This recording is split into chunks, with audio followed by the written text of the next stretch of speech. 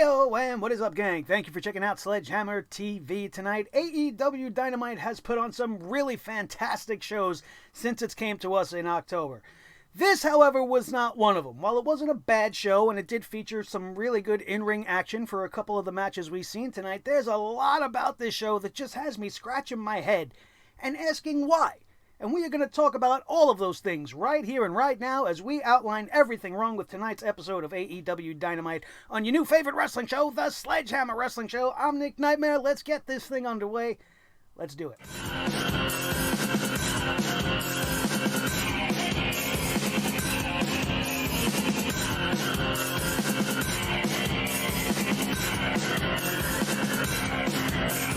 The Sledgehammer Wrestling Show.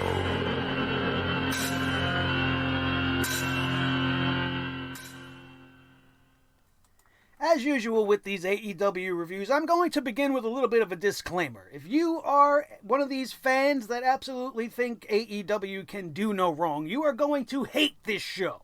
So spare me your thumbs down and all your negativity in my comments section. If you don't have any space in your heart to accept a little bit of criticism and to look from the outside and say, hey, you know what, maybe this guy has a point. I'm not saying this is a bad show. It's far from a bad show. Of course, it's better than most of the shit we get to see on the WWE programming all week long. But there's a lot wrong with what they're doing in this company.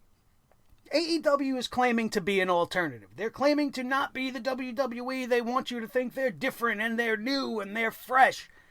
But it seems to me as if they're just copying the WWE's MO, because the WWE made the mold on what a wrestling program is supposed to feel like on TV. And just because you change the set and you have different stars, it doesn't mean you're not essentially putting on the same show. If you want to be different, be different. But you're not really being different. They're almost trying to be WCW, if you ask me. They do almost the exact same things that the WWE does on a week-to-week basis. This episode had a whole lot of problems. Other than that, we had timing issues, pacing issues, storyline loopholes that I don't understand why they would do certain things, and I think the show really just suffered from trying to do too much in a short amount of time. For example, or to elaborate a little bit on that, take, for instance, an average episode of Monday Night Raw. It is 3 hours long, and it's usually terrible the whole way through. But an episode of Monday Night Raw usually has on the average of like 15 to 17 segments throughout the entirety of the 3-hour show.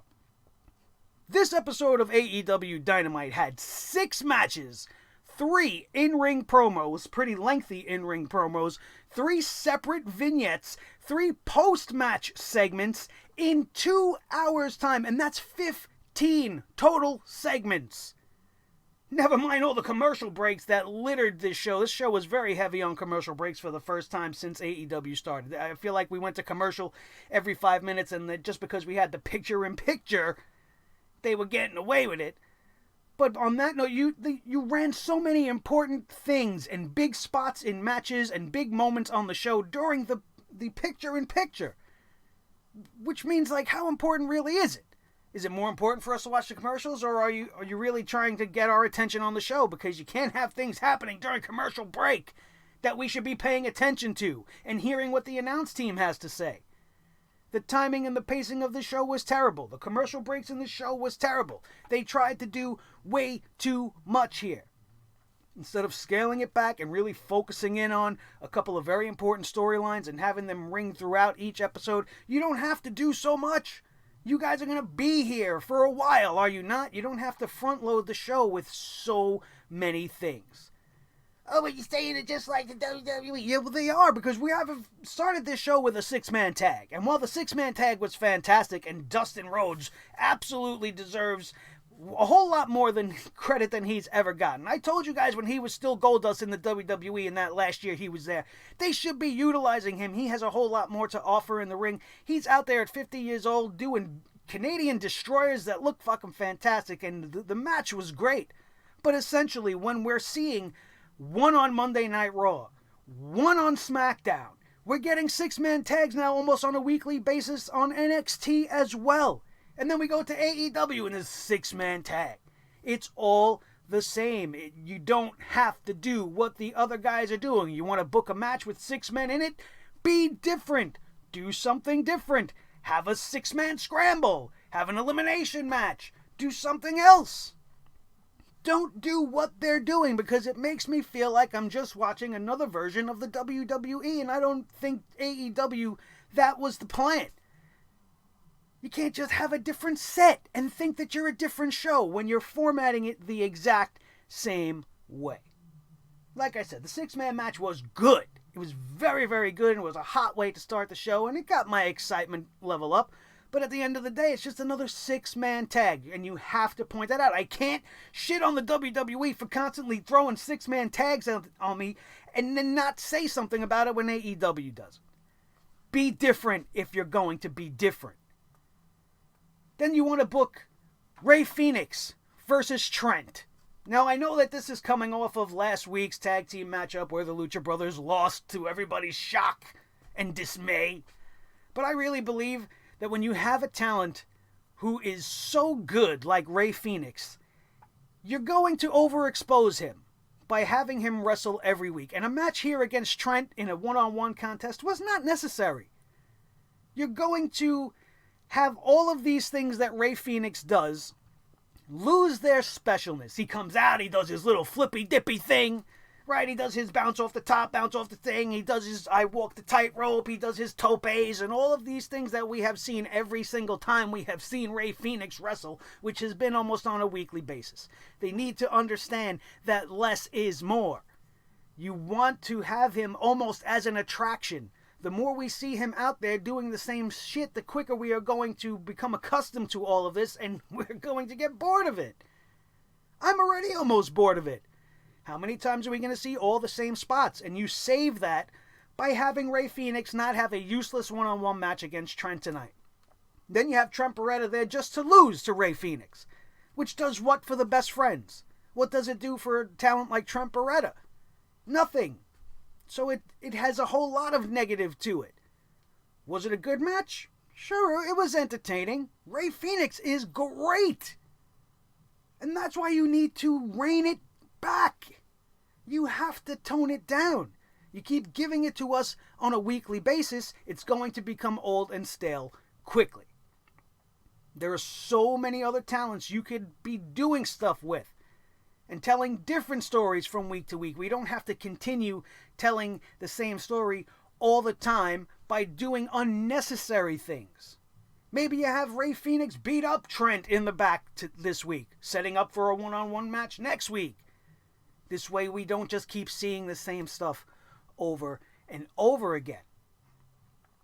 We had a great promo by Cody Rhodes. Cody Rhodes came out and he wants to get his revenge on MJF.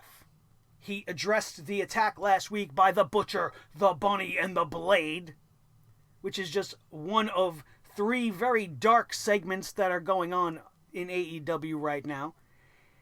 And once again, you would think that on the show, you would want to make it clear that MJF was the reason behind the Butcher and Blade attack. He enlisted their services here.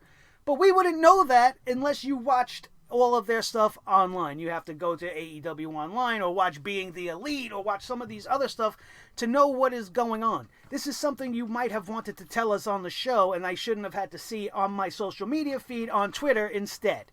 It doesn't make sense that you wouldn't have that segment on this show. Instead of this Cody Rhodes promo just going on and on and on, you should have had him cut in. You have MJF on the screen. Hey, Cody, I hear everything you're saying. I don't give a shit. And then he tells everybody the Butcher and the Blade are on my employ. Is he forming a stable? Do we have him and this big guy and now Butcher, Blade, and Bunny? And is that going to be MJF's whole group? Like, we don't know any of this because they're not using their TV time effectively to explain the important things that we should be being made known to us. Otherwise, we are just getting a standard Cody Rhodes promo. It's great.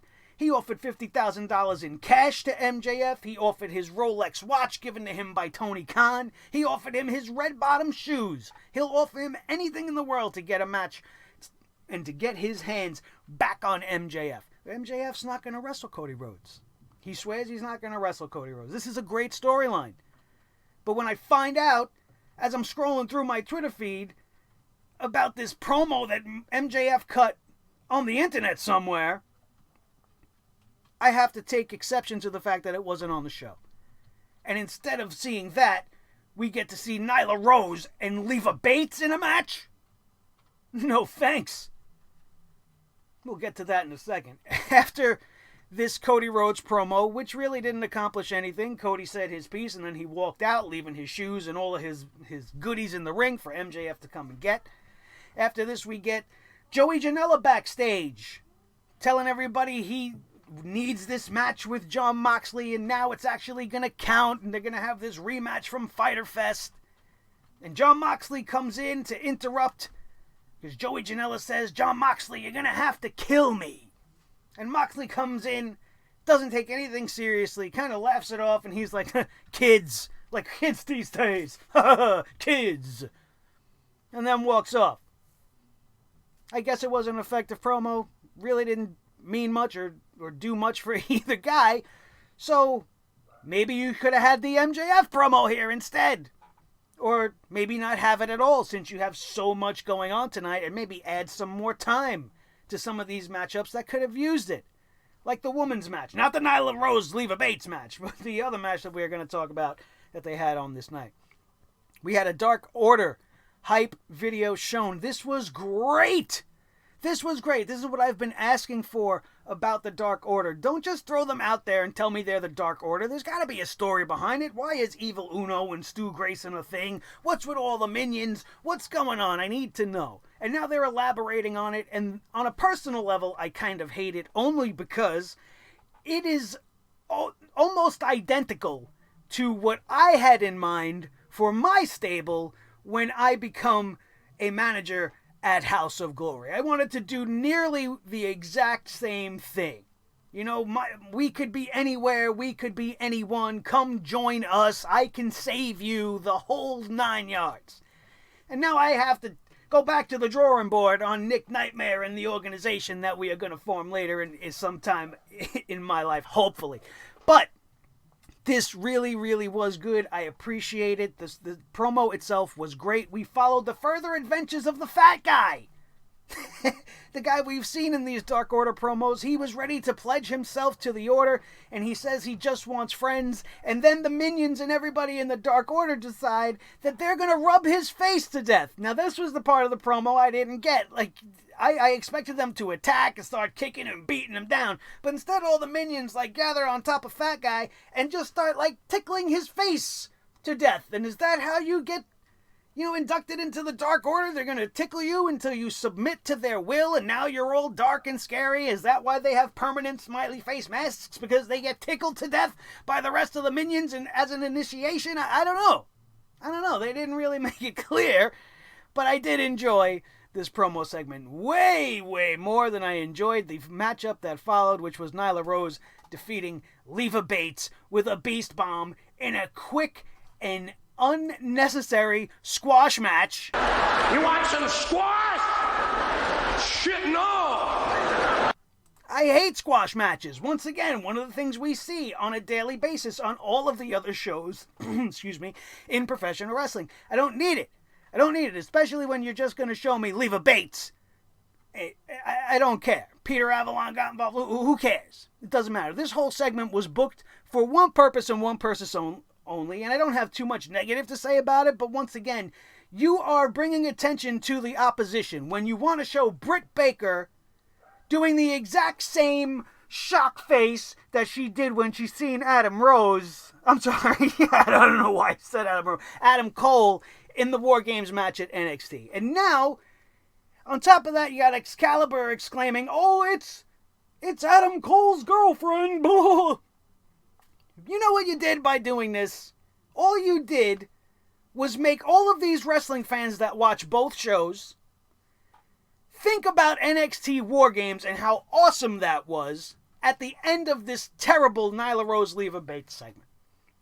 What was the point? Just to do a little tongue-in-cheek joke? Oh, they showed our girl, we're going to make fun of it. But now you're bringing awareness to the WWE. Oh no, they're making fun of them. No, they're not. No, they're not. All you did was make everybody think about War Games, which was the best pay-per-view of 2019 put on by any company. Why would you want to do that? Oh, they're making fun of WWE. Why are you making them think of WWE? You should be solely focused on what you guys are doing and be like, fuck WWE. Who cares if they show Britt Baker? Oh, it'll be funny. But you're not thinking that. Why would we want to make everybody think about the WWE when we're doing our thing, which should just be our thing? Be different. The Lexicon of Le Champion. We were in Champaign, Illinois, or wherever. There was no reason to break out the bubbly too much on this night. But Le Champion has the Lexicon of Le Champion. He comes into the ring. He's flanked by Jack Swagger, Jake Hager, and Chris Jericho has a list. And the crowd pops for this list, and then he's like, hey, everybody, don't think this is 2016. This isn't the list. This is the Lexicon of Le Champion. And the Lexicon gets points for how funny it was. Chris Jericho wants to tell the world a list of people he will not be fighting, as AEW has decided he will have his final televised match on Dynamite on the December 18th episode, and he needs to hand-pick his opponent, but he is not going to pick any of these people. He was very entertaining with it, and it reminded me a lot of when he did his list of holds when he was doing his Dean Malenko shtick back in WCW. But it loses major points here because essentially, and the points they lose more for anything is for originality. Just because you call something different doesn't mean it's not what it is, and what this is the list of Jericho. This is the list of Jericho. This is a WWE gimmick, something that was popularized on the other show, just relabeled, and then executed in almost the exact same manner. It's the list of Jericho, everybody. Do something different. If you're going to be different, you're going to claim to be an alternative, but you're doing all this, letting Jericho do all the same shit that he did in the WWE. Why do a list again? Because you knew it got over. And you know WWE fans that are watching are going to immediately connect and relate to that and love Chris Jericho even more. Be original. Be different. Oh, but it's not a list, it's a lexicon. Stop it. What was in his hand? It was a new list of Jericho. Just all dazzled up, and instead of saying the list, it said the lexicon. Be different. And then all this leads to is Chris Jericho being confronted by the Jurassic Express. Marco Stunt comes out there, and I swear to God, I try not to do this on every show, and I know there's going to be a lot of people out there that's going to hate on me for hating the character of Marco Stunt, but I just can't do it. The guy's out there looking like a 5-year-old kid, standing next to a giant dinosaur, and Jungle Boy Jack Perry, who looks like a giant in comparison next to Marco Stunt, and they're standing there opposite Chris Jericho, and they look like children. Even Jungle Boy looks like a child compared to Chris Jericho. And of course, immediately you start to get hype. You're like, oh, I think the Luchasaurus is going to be the one to have this match. But he says dinosaurs are on the list of the Lexicon of Le Champion. He's not going to be wrestling any dinosaurs. He said Moxley's name 1,000,000 times, so obviously he's not going to want to fight the Mox. And instead, he wasn't going to fight Marco Stunt. He's not going to fight the Luchasaurus, and the match is going to Jungle Boy Jack Perry. Do you care? Do you really care for Chris Jericho to get another win? You know he's going to win, and if he does lose, it's not going to be because Jungle Boy Jack Perry beat him. It's going to probably be because Moxley's going to get involved, or the Luchasaurus, or Marco Stunt, or even the Inner Circle will play a part in this matchup, and it's unnecessary. We don't need to continue to see Chris Jericho in the ring. He should be a part of the show, yes, but he doesn't have to keep wrestling. It doesn't really do him much good because he's not as good as everybody says he is. And I don't know. I'm not going to shit on Jericho too much. He's the most entertaining part of this whole entire show. But when he gets in the ring, it's clear as day. Like just when we watch Rey Mysterio or any of these guys, they're not what they were. They can bring a certain amount with them, but it's not going to do what you expect in your mind. You're going to think you're going to see something different because your memories of Chris Jericho are far greater than the actual talent Chris Jericho still possesses right now. And that's just truth. And if you can't say that, then you are lying to yourself. And you're a terrible fan. Because you should be able to, at the very least, admit to the fact that in his later years, Jericho is not what he was. If you can't admit that, then you're an idiot. It's simple scientific fact. Nobody, even myself, I am not what I was when I was 20. I can't do the same shit that I used to do then. It's just a ridiculous thing to not be able to admit. And people that can't admit the simplest of criticisms are just living in a world of lies.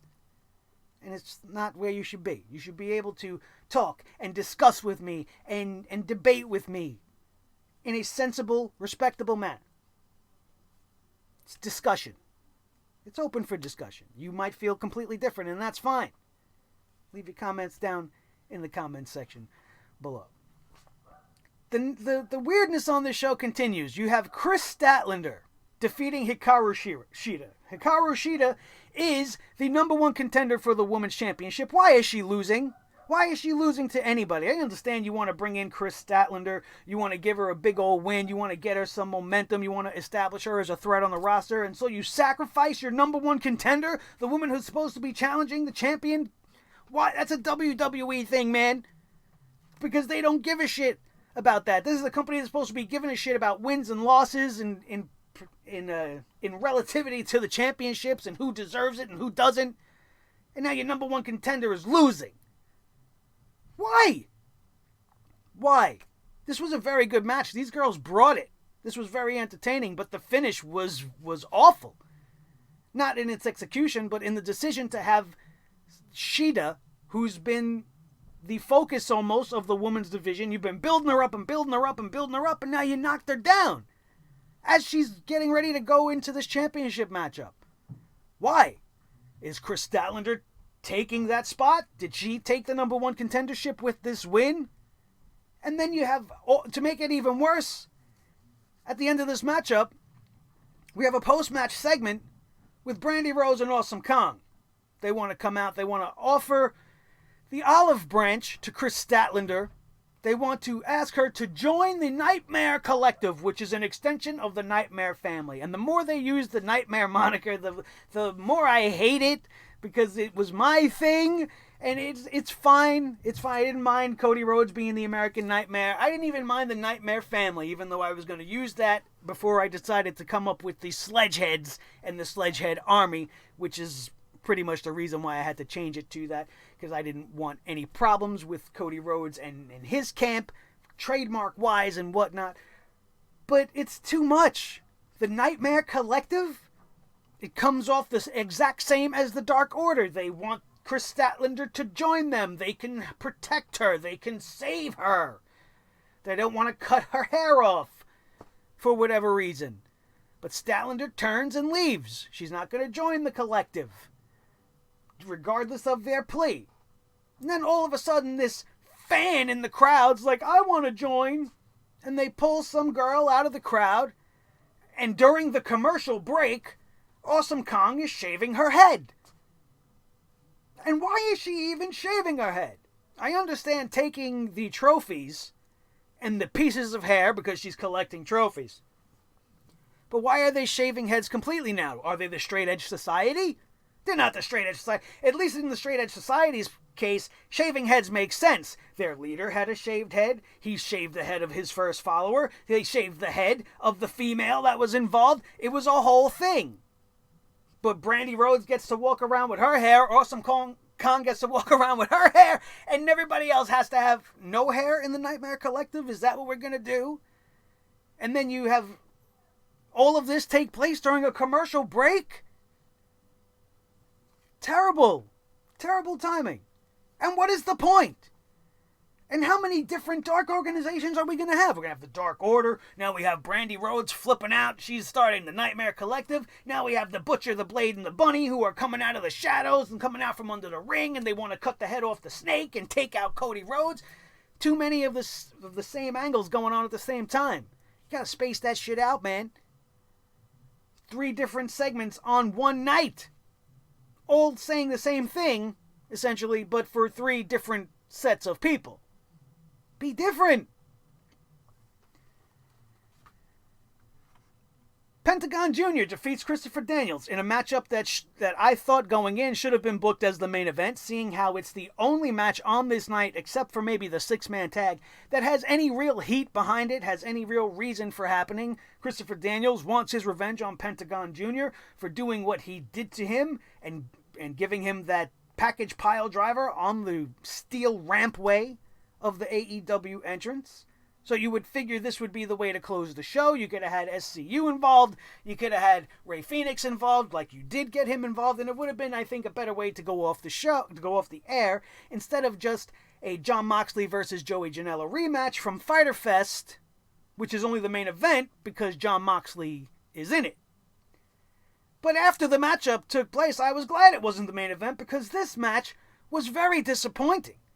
When you want to take into account the amount of talent that these men both possess, and they come up with a match like that, full of botches, and I don't care if he was trying to botch on purpose to sell the injury, that was a terrible match. It was boring, it was uninspired, and it didn't deliver on the story that they're trying to tell. And Pentagon Jr. gets a win over Christopher Daniels here. I mean, the match had its moments, but overall you have to consider it a disappointment because it should have been so much more. The finish, we had Rey Fenix run down with a mic stand. We thought somebody was going to get disqualified. Both Christopher Daniels and Pentagon teased using it as a weapon, but neither one of them did in the end. Phoenix distracted the referee. Pentagon hits Christopher Daniels with a low blow and then the package pile driver and gets the win. Obviously, this is not the last we are going to see of this.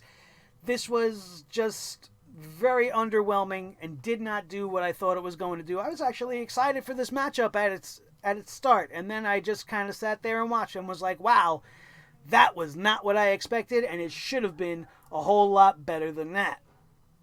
After this matchup, we had the Butcher, Blade, and Bunny video package.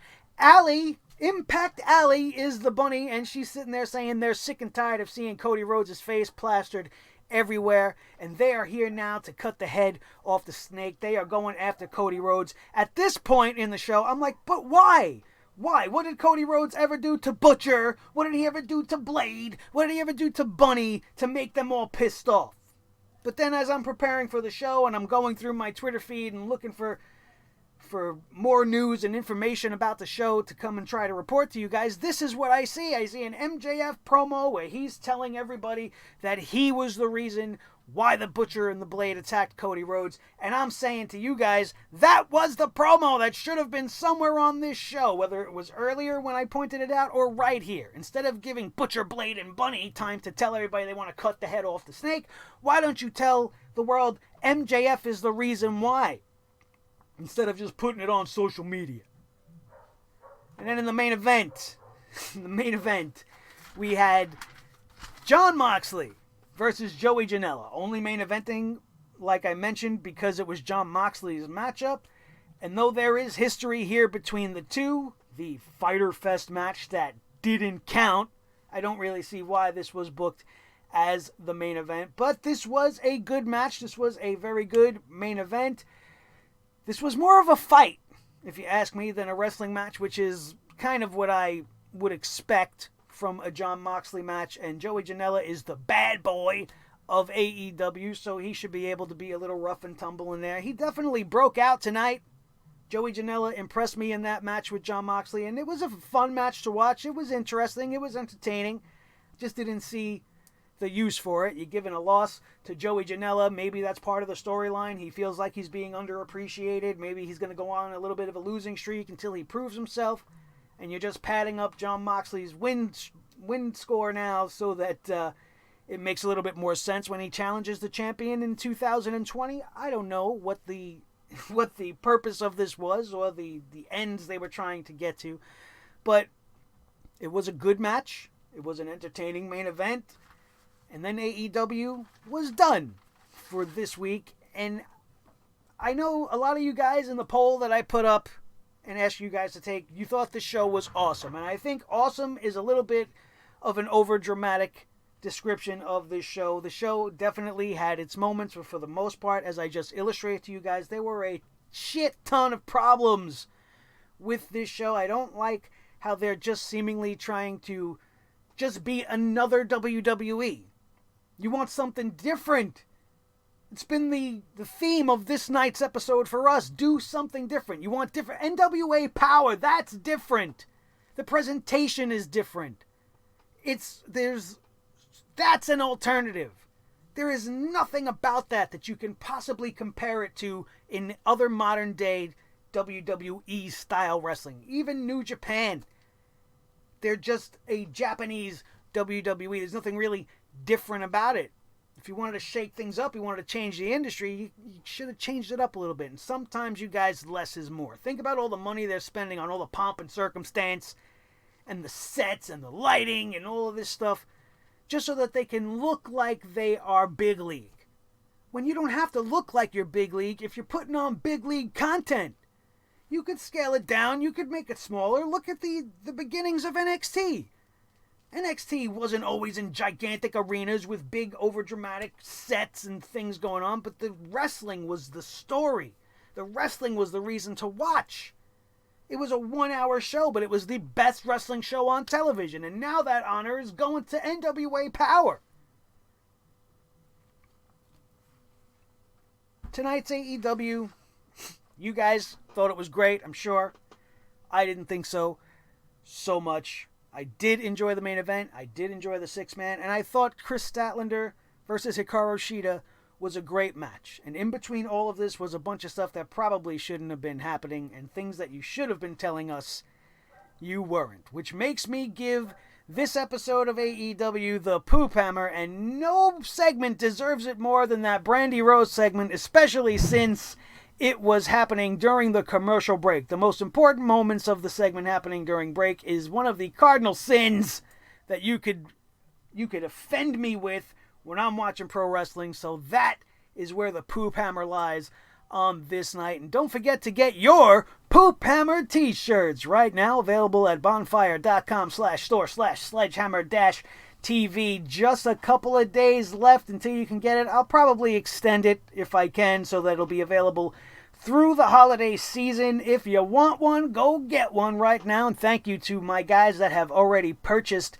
their Poop Hammers or Sledgehammer TV logo t-shirts, which are available in not only AEW Black, but also red for Raw, blue for SmackDown, yellow for NXT, and orange if you want to represent my wrestling home, House of Glory Wrestling. So, now that that's out of the way, don't forget to watch everything else that we have on the channel. We will be back here later on this evening. I'm sorry for doing a double upload in one day, but most of you guys know about the personal situation that got in the way of the AEW review going up Wednesday night like it's supposed to. And I want to thank all of you guys that have reached out and have sent me your well wishes and your condolences for my unexpected situation. We'll talk a little bit more about that on the SmackDown review. I'll tell you guys a little bit more about what's going on. But if you do already know and you've seen the post on the comment page for the Sledgehammer TV homepage on YouTube, then thank you very much. It is well appreciated and well received by me. I definitely need to hear from my Sledgeheads, and you guys lift me up. You know, even when I know many of you guys are going to be shitting on me in this AEW review, but I accept that right now because without you guys, I am nothing. I'm just a guy sitting here talking to a microphone, getting mad at a dog that's barking upstairs while I'm trying to do my review, and that's not good for anybody, especially my own mental health. So I can't thank you guys enough for continuing to love and support this channel however you can. And if you can't get yourself a t-shirt, the best way to support the channel is right now hitting that thumbs up. It definitely helps the video get out there a little bit more, especially if you enjoyed anything I had to say. If you agree with anything I had to say, smash that thumbs up right now and let me know, and then you can share this video with each and every one of your wrestling friends all over the wrestling world, especially if they're a little bit too high on the AEW horse and need to be brought down a couple of pegs into reality. You now know the show to send them to bring them back down to a human, real educated level. So don't forget to share this video. And of course, if you are not already a member of the over 2,000 strong Sledgeheads that are taking over the world, one subscriber at a time, now is that time that you can hit the subscribe button and join the newest, fastest rising wrestling community in all of YouTube. We are fun. We are not just sitting here ranting and raving. We like to have fun. We like to tell jokes. We like to come across in a more entertaining, comedic fashion. And if we can educate you guys on some things that you might not have seen or make you understand where I'm coming from in any way, then I have done my job, you're smarter for it, and I'm awesome for it. Okay. That's it. That's going to do it. Thank you guys once again for all your love and support. Don't forget to check everything else out on the channel. My name is Nick Nightmare. This is the team, Thor the Sledgehammer, the official Sledgehammer of the Sledgehammer Wrestling Show. His tag team partner, the World Heavyweight Champion of all the microphones in all the world, Mr. Blue, the Snowball, and the most important member of the team, as always, is each and every one of you. That, my friends, is going to do it. We are out of here, and we will see you tonight for SmackDown Live right here on your new favorite wrestling show, the Sledgehammer Wrestling Show, only on Sledgehammer TV, right here on YouTube.com. Have a good one.